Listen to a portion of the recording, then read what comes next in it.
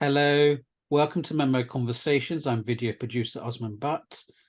Magic was an integral part of the way medieval Muslims, Christians, and others in the Middle East, Central Asia, and beyond made sense of their world.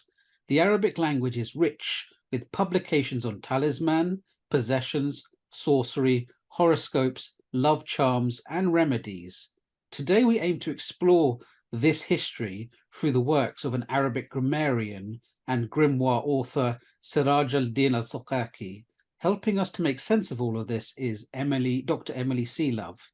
Emily Selove is an associate professor in medieval Arabic literature and languages and literature at the University of Exeter. She is also the convener of the University of Exeter Centre for Magic and Esotericism. Her most recent publication is a short monograph for the Cambridge Elements series, The Donkey King, Asinine Symbology in Ancient and Medieval Magic. She was also the PI of a Levenholm-funded research project, A Sorcerer's Handbook, which will create an edition and translation of Siraj Al-Din Al-Sakaki Magic Handbook, Kitab al-Shamil wa Bahar al-Kamil, the Book of Complete. Her early research focused on the figure of the uninvited guest or party crasher in medieval Arabic literature, and especially on the 11th century work Hikayat Ab al-Qasim. Her translation of another 11th century book of party crashers is entitled Selections from the Art of Party Crashing in Medieval Baghdad. She is also the co-author of a textbook to introduce beginner students to the city of medieval Baghdad, Baghdad at the center of the world, 8th to 13th century, and has created a collection of cartoons entitled Popeye and Curly, 120 Days in Medieval Baghdad to accompany this textbook. Emily Selove, welcome to MEMO Conversations. Thank you. Thank you for that introduction, and thank you for having me. It is our pleasure to have you. Let's sort of go back to the beginning, really, to sketch a bit about yourself. I mean, could you perhaps tell us, because what's interesting here is you come at this from the perspective of Arabic literature. This is the field you sort of come into, the subjects we're going to be discussing. But I'm wondering what actually drew you to medieval Arabic literature in general. Yeah, it's a slightly roundabout story. I did my undergraduate at Cornell University. I had studied Spanish in high school and had heard rumors that the special collections at Cornell had manuscripts about medieval European witchcraft in them. And that sounded sufficiently exciting to me that I decided I wanted to be a medievalist. And not knowing that much about the medieval world, but knowing that there was lots of Arabic speaking people in Spain at that time, I signed up for a classical Arabic, Quranic and classical Arabic class, actually, with Ross Brand, and just kind of fell in love with the language itself to the point that I forgot all about the witchcraft manuscripts and everything, and ended up doing my undergraduate thesis on Al-Khatib al-Baghdadi's Book of Party Crashing, which I actually later translated. That's how what began the selections from the art of party crashing. And also did my dissertation on medieval Arabic comical stories. And only after I got a postdoc in the history of medicine at the University of Manchester, that was the Arabic commentaries on the Hippocratic Aphorisms project, simply because that's the job I got. When you get a PhD, you kind of take what you can get, but it turned out to be really fascinating, and also made me realize that all the time I had spent studying medieval Arabic adab and party crashing characters, books about people going to parties and drinking and talking about all manner of things, only helped me understand the medieval medical texts that I was looking at better, and vice versa. Like, I could see those things were very much in dialogue with one another. Probably the medieval scholars who wrote those texts were very much polymaths that knew both types of genres. And so when I was learning both types of genres, I was just becoming a better scholar of literature and a better scholar of the history of medicine. And it was while I was on that project that my colleague Taro Mamura found a little fragment or an acephalous sort of manuscript of the Siraj Al-Din Al-Sakaki text that you mentioned. And so I started getting interested in that, and obviously medicine and magic are very much intertwined. So, I mean, long story short, I came back to my original goal, which was to study medieval magic that I had forgotten all about by sheer coincidence. And I came back at it through the sort of, I say through the back door as a party crasher. So through the kind of lens of tricksters and charlatan doctors, you know, the heroes of the Maqamat who are sometimes seem to be holy men and other times just seem to be trying to trick you out of your money. That is actually not a bad way to approach the study of magic. And although that's how I approached it sheerly by chance, I think it has given me kind of a unique and interesting view on the medieval Arabic grimoires that I now work on. So you've essentially party crashed your way into magic. Exactly. That's exactly what I did. Yes. But what drew you to magic to begin? I mean, you mentioned you got interested when you heard in the Spanish case that there was this literature on magic, but what was the actual interest in you in the first place that you would think this is something I want to spend my time doing, and then not doing it for a while? Yeah, well, you know, I mean, I think like, so when I was in high school, I was just one of those teenagers that loved to go to the witchcraft and New Age bookshelf. I just found it, I think, it fired up my imagination. I think it fulfilled my desire to contemplate some of the more hidden aspects of creation that all teenagers have. I just found it exciting for all those reasons. And medieval witchcraft manuscripts, I was just the right kind of nerd to find that to be an exciting idea, I think. Yeah, it's a very interesting area because, of course, it is also, depending on how you think about the history of things like witchcraft, as you mentioned, it is also the question of modernity tied up with that, the question of rationality, because we tend to sort of differentiate ourselves from people of the past by our attitudes towards things like, well, magic is obviously not real, witchcraft is clearly not a thing. And, you know, if you take a feminist reading, you might say it's a way of silencing women who are, you know, expressing non-normatively expected ideals. There's all sorts of modernist readings, and that's how we tend to think about it. But essentially, it's premised on the idea that this is a falsehood, right? That's used to persecute people, that's used in different ways. And we, of course, do not believe that. And so it's a fascinating area because essentially, in order to really study it, you end up interrogating the attitudes that we hold today about it. That is so true. That's exactly what ends up happening. And the more I look at that history that you just described of our relationship to magic, the more I realize that the word magic and, you know, its translations in various languages has really always been used that way since ancient times. Magic is something that you accuse other people of, that you're kind of looking down on for whatever reason, either because they're women, like you said, or because they are from a different religion or culture from you. But magic, as it could be defined, I mean, and how you define magic, is a can of worms that we might not really want to open.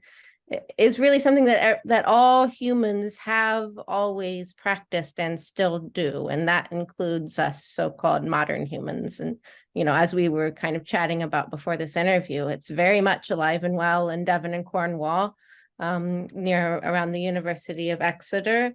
And I think trying to pretend like modern people don't believe in magic, whatever that means, is first of all a falsehood, and it would be unscholarly to claim that. It would also be unscholarly not to take serious the fact that actually people, that practicing magic is a part of being a human being, a part of the way that humans relate to the world and to one another. So it's about taking a different look at the history of our own society and our relationship to other societies. And this is especially, sorry to keep going on, but this is especially important when we think about the relationship of the West to the to the Arab and Islamic world, because part of that discourse is also, I think, part of the discourse that of Orientalism, where we are defining ourselves as the modern, rational, uniquely scientific West, and everybody else is essentially somehow superstitious and different from us. And what that does is erase the contribution of the Arabic-speaking scientists and philosophers upon which our own Western culture is founded, and set up this kind of false dichotomy between a rational and a non-rational society that just doesn't exist and completely falls apart when you start picking at it a little. So yeah, it's just, when you look at the history of magic and occult sciences, you just get a new lens on the history of ideas and religions and philosophy that I find really exciting. Yeah, and I do think, given the pervasiveness of this sort of idea around what we might term as different forms of magic, or even anything that is remotely considered supernatural, the pervasiveness you find across different cultures and people on a sort of basic level. I mean, I think even somebody who's generally skeptical of, let's say, these sorts of phenomena, they do have a side to them where they're like, well, it could be true, but I don't know if I want to acknowledge it if it's true. And it's kind of interesting to think that a lot of the premises that we've talked about denying and saying, effectively, we're rationalists, this can't be true, that there is a culture of denialism about an important human intuition, which is to think that this thing might be true. Yeah, I think what that feeling is an acknowledgement of the fact that our methodologies, which, we respect and use and learn about, just like, I'm not saying throw them out at all. We apply them to their limits, but then we acknowledge that at the limits of those methodologies, there's a lot that we don't know, and we feel that we don't know it. And instead of just backing away at that point, to maybe just lean into that uncertainty a little, to that weirdness and that sense of the uncanny, of something a little beyond the reach of human knowledge, which draws all of us. It is part of being human, the desire to communicate with the unseen and the unknown. And I think you're right that that's something that's a part of all humans, and I think it's also something that could help us enrich and enliven our academic research, if we find some responsible ways to kind of explore those areas of uncertainty and the unknown. If that makes sense. It makes a perfect sense, and I think that draws us to our subject, Siraj Al-Din Al-Sakaki. I'm wondering, though, if you could tell us a bit about him. Who is he, and why does who is he, and why does his works matter so much? So Siraj Al-Din Al-Sakaki is still a very well-known man, but he's known for his book Miftah al-Ulum, the Key to the Sciences, which is a book about the Arabic language. And it's actually still used in an abridged form by scholars of the Arabic language today. It's often characterized as being quite a sort of dry or even boring text. And because his reputation is so tied up with that one text, that's how he himself is remembered. But people have forgotten until recently that the biographers of Siraj Al-Din Al-Sakaki tell us that he was a magician, first in the the court of the Khwarezmian Shah, and then in the court of the Mongol Khan. They have some very colorful stories in his biography about him sort of getting into magical battles with rivals at court. And I mean, he was very far from a boring man. He was quite colorful and a little bit terrifying. And he appears to have written this collection of magical texts, which we'll talk about, I'm sure, pretty early in his career as a scholar. So as a native Persian and possibly also Turkic speaker, he actually came to the study of the Arabic language later than you might think, and seems to have written this book of magic not long after he began his studies. So it's written in this very sort of what you might call a Middle Arabic style, a very Persian influence sort of ungrammatical Arabic. That really, so it's called the Book of the Complete, and it really seems to just contain almost a complete picture of everything that you might consider magic, like a huge range of kind of influences and types of magic included.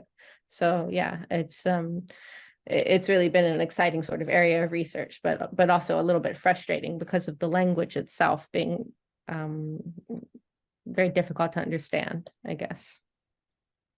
It's kind of hilarious to me, because you think about when you were a student learning Arabic and you'd have to write these essays like, I went to the shops today, and then you got this guy is like, no, I'm not going to write that. I'm going to write about possession, how to conjure a jinn, but in very rudimentary Arabic.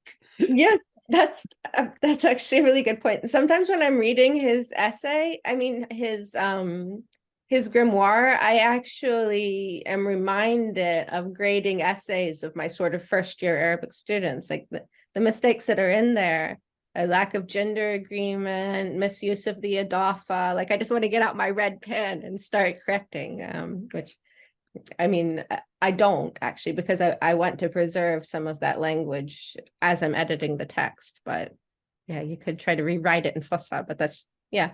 I mean, I also call it the Sorcerer's Handbook in my research project. And I guess part of the idea of that was that maybe this is like a handbook in the sense that it's a collection of texts sort of for personal use or use among him and his students, not so much maybe for publication. So you might write in a different register and that sort of text as well, and not even try to be as grammatical. So that's also something to consider. Yes, and it's his works, here that you're working on that provide, a fascinating insight into the sort of world he came from, right? Because you mentioned the fact that he was in one quarter, the Khwarezmian Empire, Persian Empire. He's Yeah. then in the Mongols, so there's a very cosmopolitan, element. There's a story I think you've told once before about burying statues, which I think is nice to sort of recount here before we go into the text, which was to do with the battle being fought. Was it for Baghdad? It was. Could you perhaps tell us this story before? Sure, of course. Yes. So this is actually from a contemporary sort of biographer written around the same time that Sakaki himself lived. And it tells that he was asked to help the Khwarezmian Shah attack the Caliph of Baghdad, and had a magical talismanic statue buried in Baghdad that was meant to help him achieve that goal. But for some reason that isn't described. The talisman misfired. It started to aid the Baghdad Caliph instead, but at that point the city was closed off to them and they couldn't get into to retrieve the statue. The biographer says this is an example of the hubris of magicians, that they think that they can affect fate and only God has the power to do that.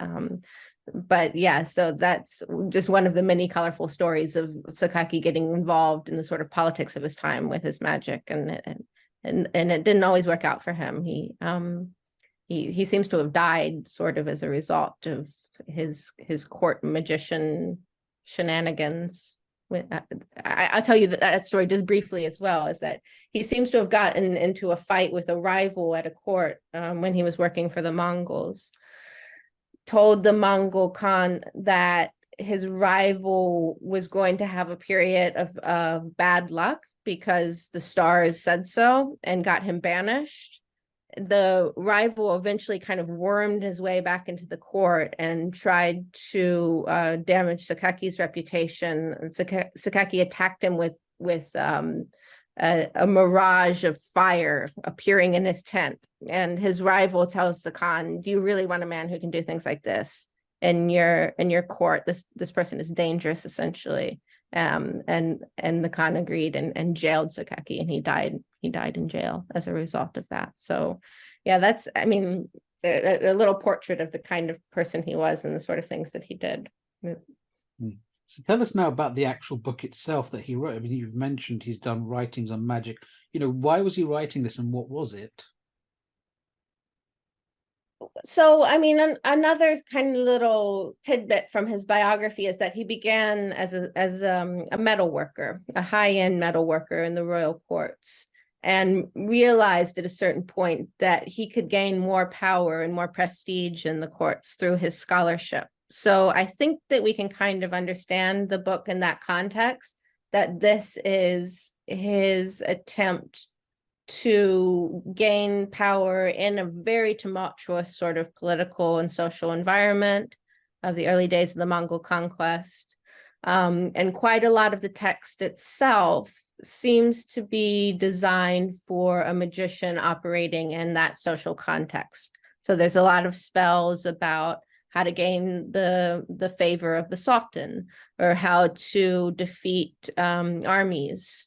There's also quite a lot of just love spells and spells to curse your enemies, which I think that you find in all different magic. Loads of stuff to summon the jinn and various spirits, and a lot of interest in the planets and kind of gaining the power of various planets. But it's a very practical text. It's very much, a handbook for a practicing magician who is practicing usually on behalf of what it seems like would be pretty wealthy clients, based on the sort of ingredients that he's using. So it is the handbook of a court magician.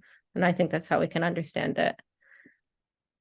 So what is his attitude then towards, because obviously you're talking about a handbook for magicians, which, how do you become a magician? How does this work? I mean, is it something anyone can do? Is there a certain class that can do it? How do we get to this status? Well, he makes it clear that you need to be trained by a master, essentially. There's actually a story in the text about somebody who attempts to teach himself this art solely using books, and basically fails, and also potentially puts himself in danger until he finds a master sheikh who can fill in the blanks. And the manuscript indeed seems to sort of leave certain things out that you might expect what your master would explain to you. And Sakaki himself tells the name of his own master in the art, Al-Haddadin, and even gives a sort of isnad or chain of transmission that traces that knowledge essentially all the way back to Adam, through the various prophets, through the prophet and his companions, and down to the teacher who taught Sakaki himself. So, and for the most part, it was men. I would say men of Jewish, Christian, Muslim, Zoroastrian, men in a state of ritual purity, mostly people who are willing to sort of set themselves aside from the normal everyday goings on of society, and do the proper sort of fasting rituals. There is one woman mentioned as a sort of master of love magic as well in the text. So, and she's meant to be from India as well. So yeah. Well, what was it about people coming from these traditions? Because you mentioned Muslim, Christian, Zoroastrian, even someone coming from India. What was it about these things that, he felt qualified them for this kind of role? That isn't, it definitely seems like this is a practice for some kind of elite. Now, what makes you realize that you have that gift? He doesn't. An owl didn't bring him a letter, as far as I know. I'm really not sure, because he himself was a metal worker, and so I've often wondered, was metalworking something that would have led him to be exposed to the practice of magic? Did a court magician perhaps ask him for help forming some of the many talismans that you need to pour into molds, complex metalwork being necessary for that? Is that how he met his so-called master in magic? These are questions that I really don't answer, but yeah, that would be a fascinating research area for future projects. So what's interesting to me then is that, as we sort of described here, that, the belief in magic is quite widespread. And obviously he's writing this manual, presumably for, somebody who's going to be trained up as magicians. But of course, the nature of how widespread, the belief in magic is, there's a lot of people who think they can do it. So what's his attitude to generalized magic you see all around you? He doesn't say, but you're absolutely right. I mean, on the one hand, I guess he's probably part of an elite being in the court culture. I know some of the people that he was drawing on were actually highly educated religious scholars.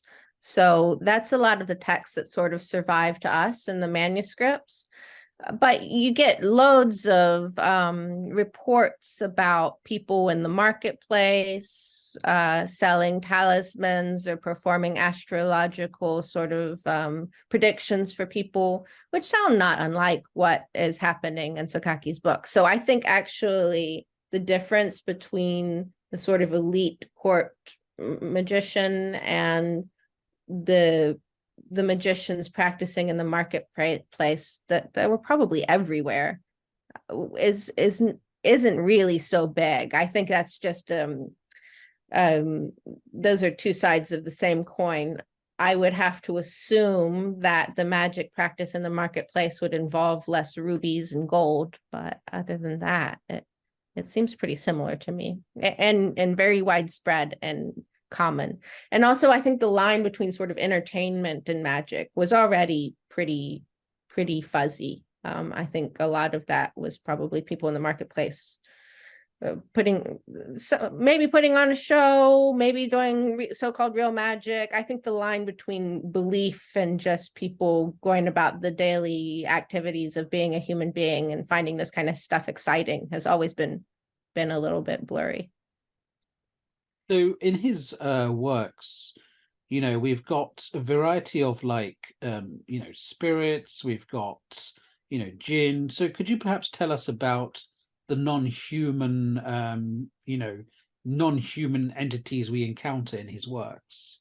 Yes. So there's angels, first of all, lots of angels. There's what he calls the Ruhaniyat, which are sort of these spiritual entities. It's a little difficult to know how to translate those. There's jinn, and then there's children of the devil. There's quite a lot of those, actually. As well as Iblis himself, and we can talk about that if you like. And then there are the various planets, which he also kind of addresses as entities. And I should say that there's a lot of overlap between all of those characters as well. So angels and Ruhaniyat kind of blend into one another. Ruhaniyat and jinn and devils. The role of the planets and the relationship to all of those it's not very well spelled out, to be honest.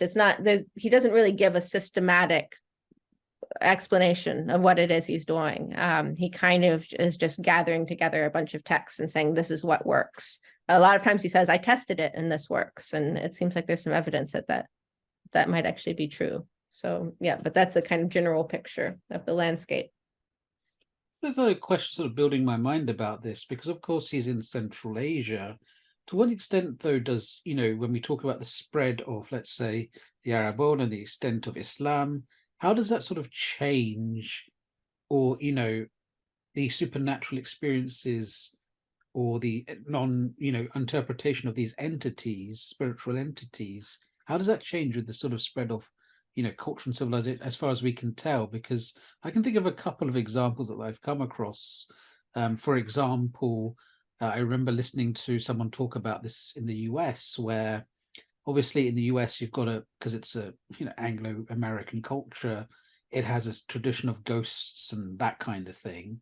But I remember one person saying, he's been encountering former US soldiers who have served in places like Iraq and Afghanistan coming to him with jinn stories, because they've served in Afghanistan and they're taking these ideas back into the US. And I also heard, I'm not as certain on, but I just read a thread on it the other day where this person was arguing the idea of, I think, seeing ghosts or interpreting ghosts is a specifically English tradition that sort of spreads elsewhere. And so the spread of Anglicization spreads the idea of ghosts. So I'm not entirely sure about that, but there's this idea that as cultures spread, they actually spread their own ideas of what could be called superstitions.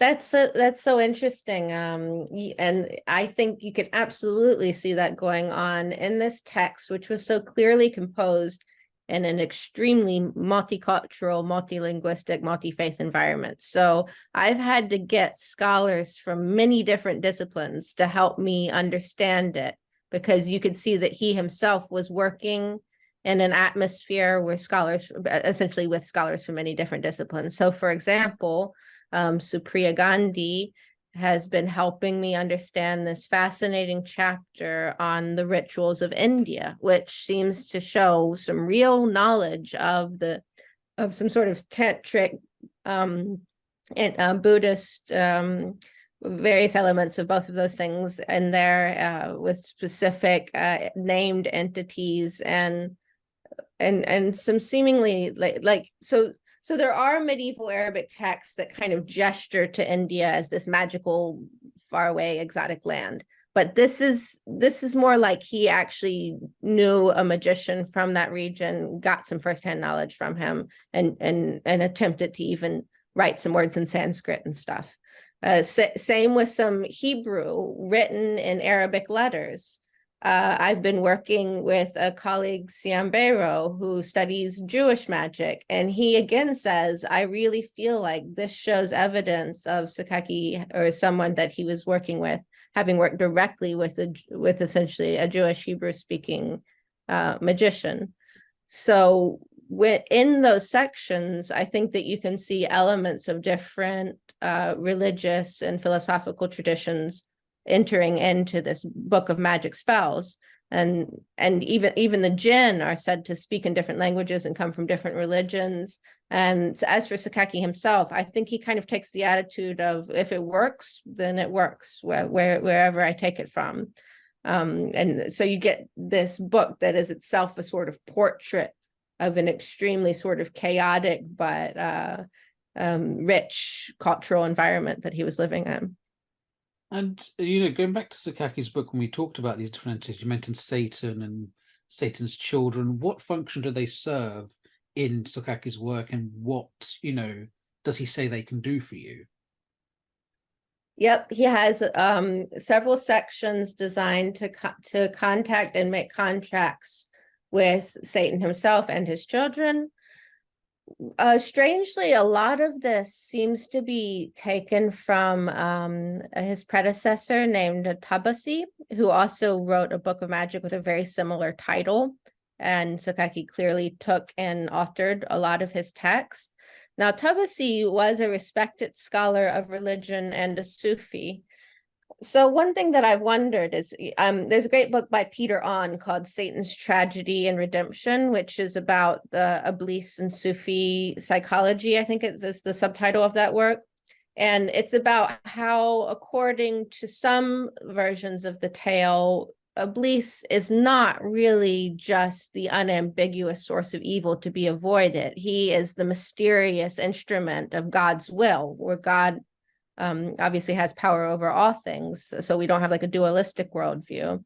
And therefore, if you really want to understand God's creation and all of its complexity and all of its mysterious contradictions, then Iblis is part of that world and part of what you need to understand.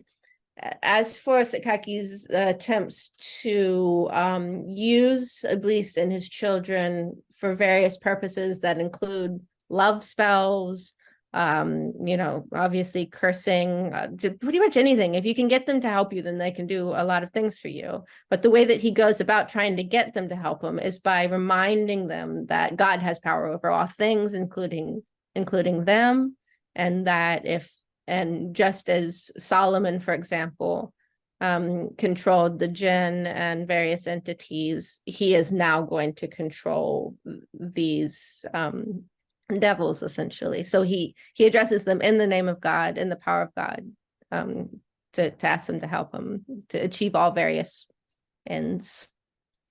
So this says something interesting then about the medieval attitude towards the devil, because we tend to think of, as you mentioned, devil as incarnate of all evil, right? And it's surprising to many that the idea that, you know, somebody who's actually religious invoking the devil for help.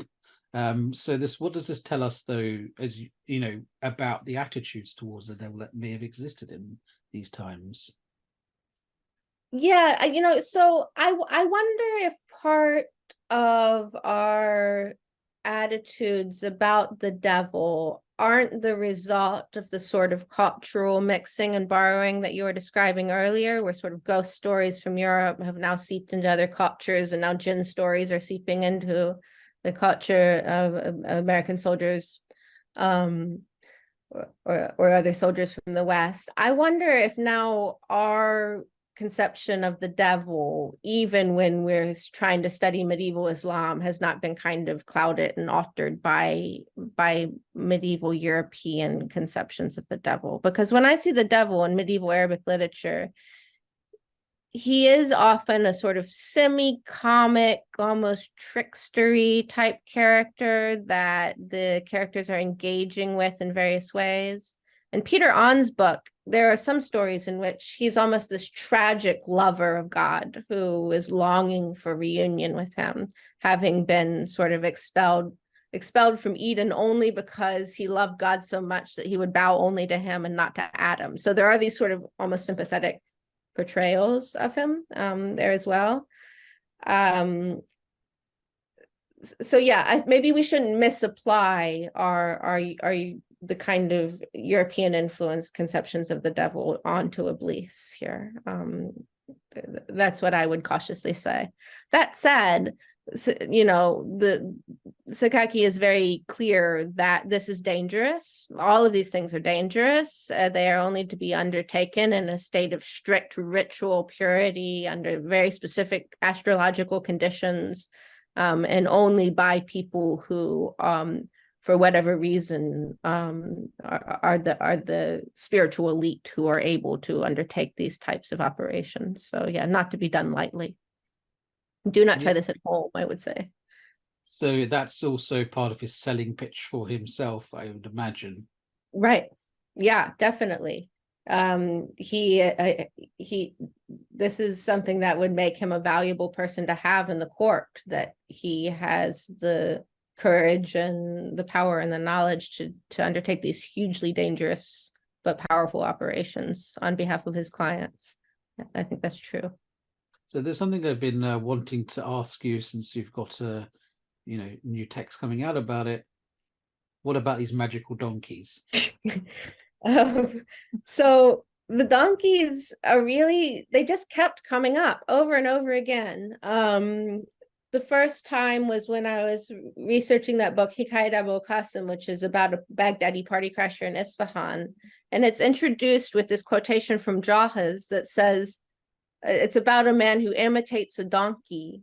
And then Jahiz goes on to say, and that proves that man is a microcosm because he can imitate all the different animals. And that's just the first example of the donkey coming up in a surprising, funny, but weirdly profound context. Often in comic text where it seems like it's just a joke at first, like that, but then you start thinking, well, what does that mean, that man is a microcosm, and where does that idea come from? And just over and over again, the donkey was kind of the creature that was leading me into these deep thoughts. And I realized, like many scholars have before me, that's something about the donkey himself, that the donkey has an ancient, profound, symbolic resonance, which has always been comic on one hand, even back in ancient Egypt, but also something sort of uncanny or even holy on the other hand. So the donkey's been the companion to all of the prophets of the Abrahamic faith. The Prophet Muhammad had a donkey. Jesus obviously had a donkey, very famously. That play a very special role in their companionship to those prophets. But the donkey's also been the companion of various demons, of Satan himself. He is the companion of one of the most important jinn in Siraj Al-Din Al-Sakaki's collection, for example. So you have this animal who, at the one hand, everybody just laughs when they hear donkey, but on the other hand, is hanging out with prophets and devils. And this is what the book is about, is why is there this sort of duality in the symbolism of the donkey, and what does that actually say about sort of the richness and the complexity of the microcosm of creation as embodied in the figure of the donkey, actually. So yeah, that's a little potted overview. So what does Sakaki say about the donkey? So the first jinn that he tells you how to summon all various jinn, and the first one that he tells you is what this is the Donkey King. So Abu Israel Buzain al-Hamiri is one version of his name. And I think you could say he's the most important jinn in the entire collection, because he's the first one and he shows up over and over again. Basically, how you summon him is the same as how you summon most of the jinn, which is that you find an empty house, you sweep it out, you make your magic circle on the ground, you burn the correct incense, and he comes with a donkey, and fills up the entire room, and you have to stick your head in his mouth and not be afraid. And he has a seal of Solomon as well. He's very much associated with Solomon. It's even the words in his name, which is interesting in its own right. I mean, obviously I could go on and on about donkeys because I just read a book about it, but one fun little fact about donkeys. The Prophet Muhammad's donkey was named Yafur.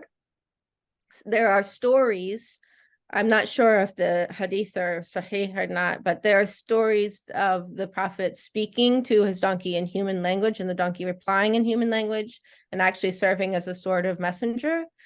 Now, some accounts say that the Solomon's hoopoe bird, who famously also played this role to Solomon as his messenger, and this is in the Quran, was also named Yafur.